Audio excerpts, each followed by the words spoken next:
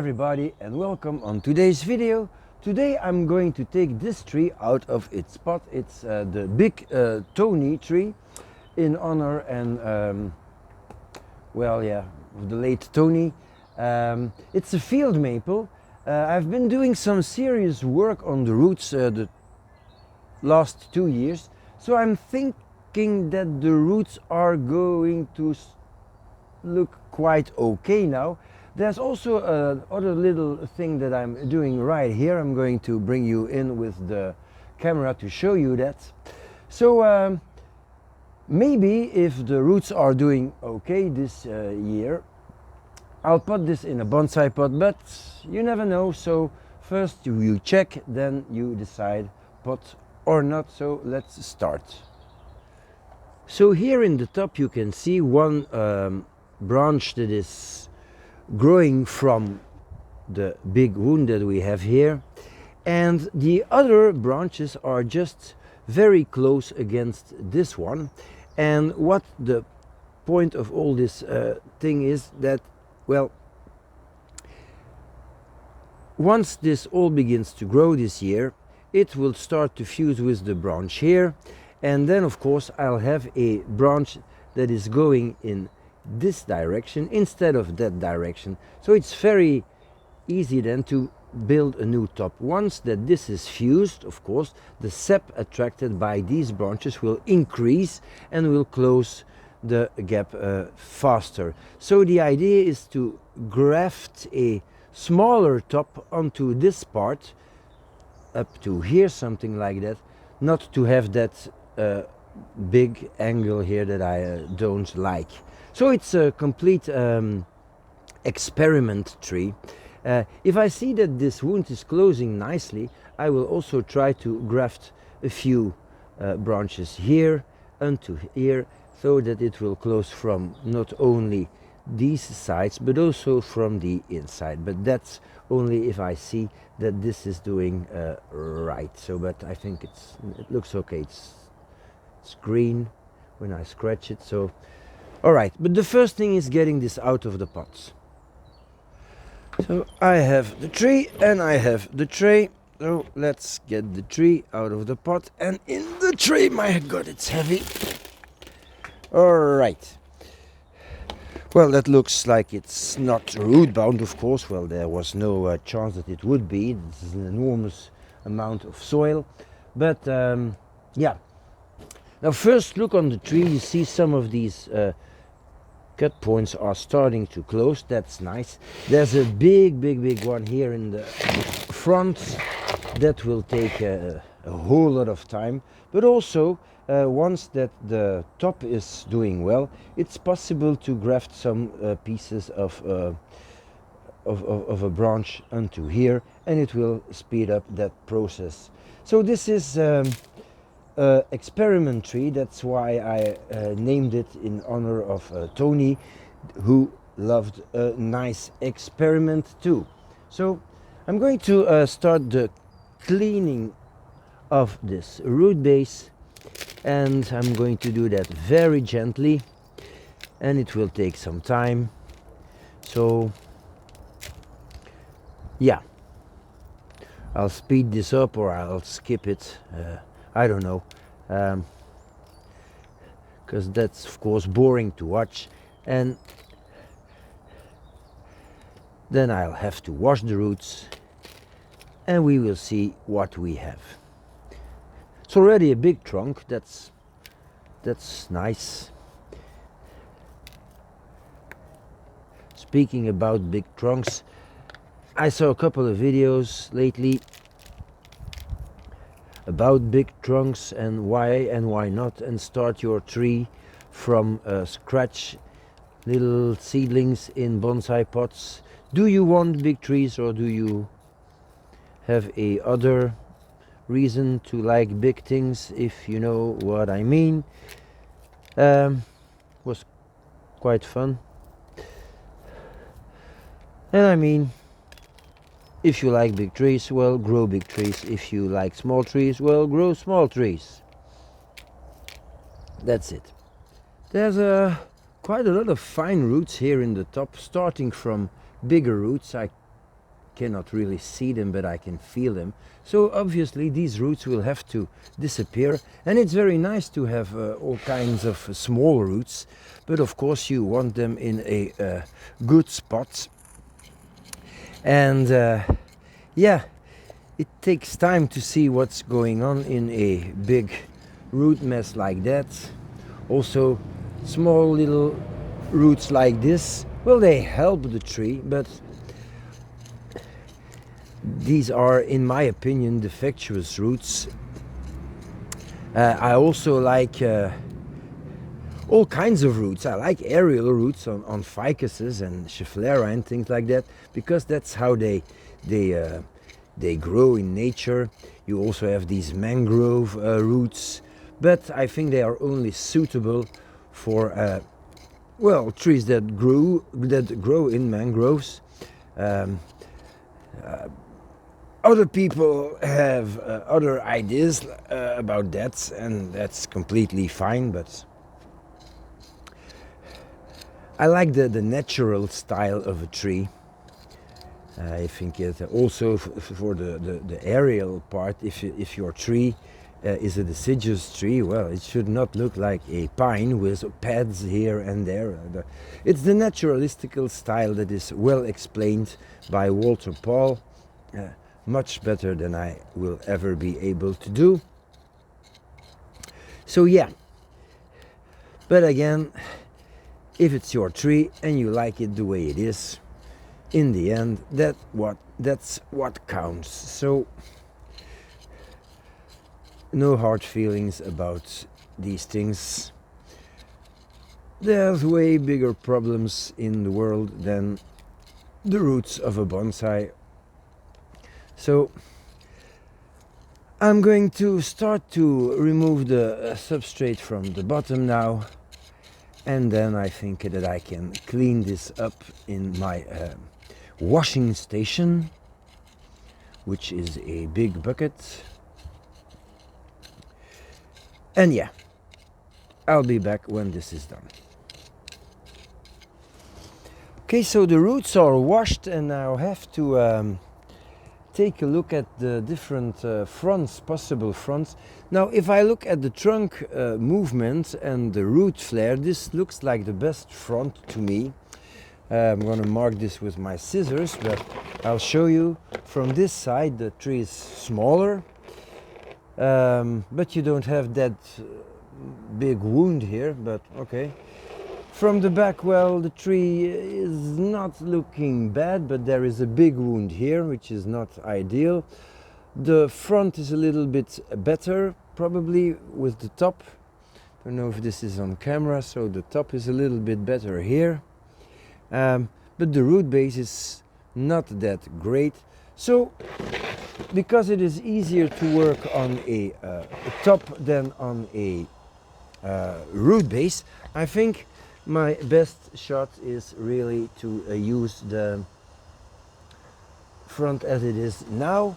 So I tried to ground layer this tree once, and it was a failure, as you see. So there's nothing here, but this is also a wound that will close. Nothing difficult about that. It just takes time. Now, some of these roots are growing on top of the big roots, so I don't want that. I've planned to put this tree into a bonsai pot today, so I'll just try to keep the roots here on the side, and of course on the extremities, and all the little stuff here I'll try to eliminate it if it grows from the top. Well, not all of it, but parts. So again, this is not good. Too much stuff here on the top. Remove that. Of course, you don't want to remove it all when there's nothing on the other side, so that's not smart. You always want to keep some stuff on the extremity of every root. This root I can probably cut it back up to here. Same here. Here the root plane is at that level, so I'm going to keep those two small ones and remove the other ones under it. Same here. That's a big chunk of root gone now. And I'll clean that up a little. This is a difficult one. Don't like that. And I don't like that either, but do I have a whole lot of... Yeah. So I'll remove that and I'll try to clean this up, give it some angle, like so.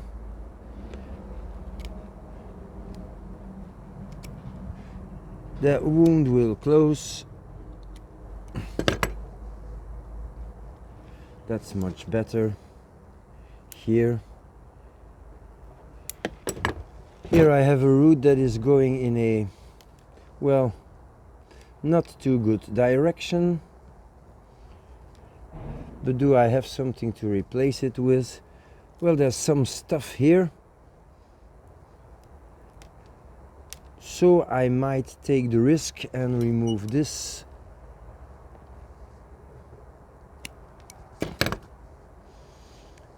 And try my luck with what I have here. Okay. This is quite okay.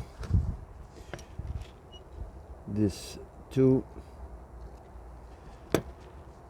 Alright, so now looking at the bottom,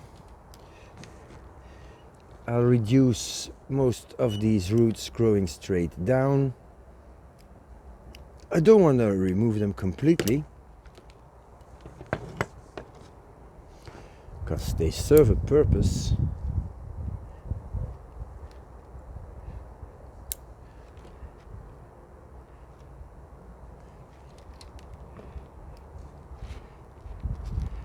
Okay, I'm going to comb this out again, see what I have left. And you can do that with field maples without worrying too much, because these are amongst the strongest maples that you will ever find. That's a nice little root, but it is not in a good spot, so I'll readjust that. This is an aerial root. No way on a maple.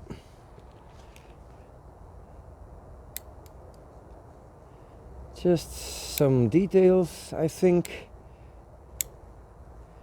And then I'll prepare the pot, etc., etc. So let's prepare the pots.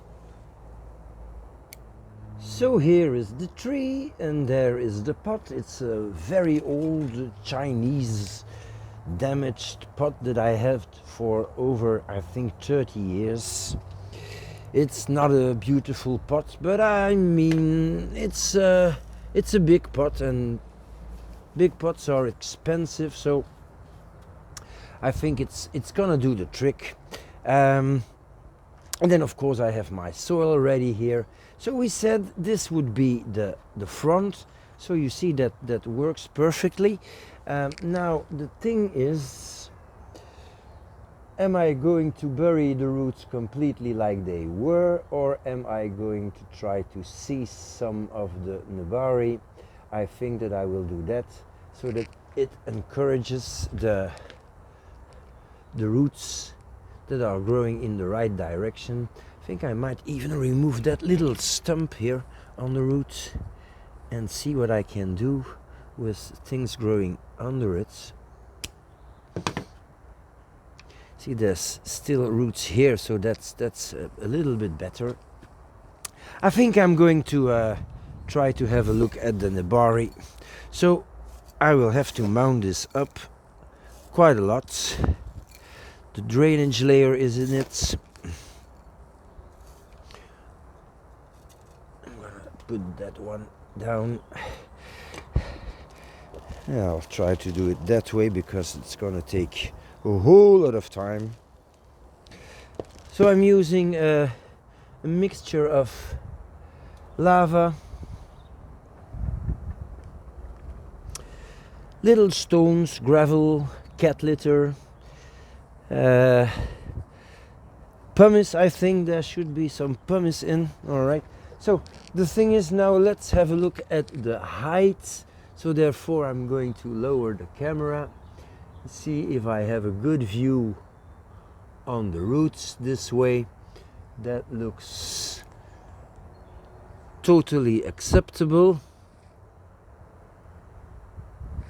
Yep, I have a nice movement of the trunk, and again, I don't really care about the aerial part at this moment.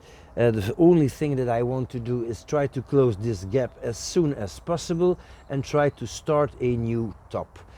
So the rest is not really a point.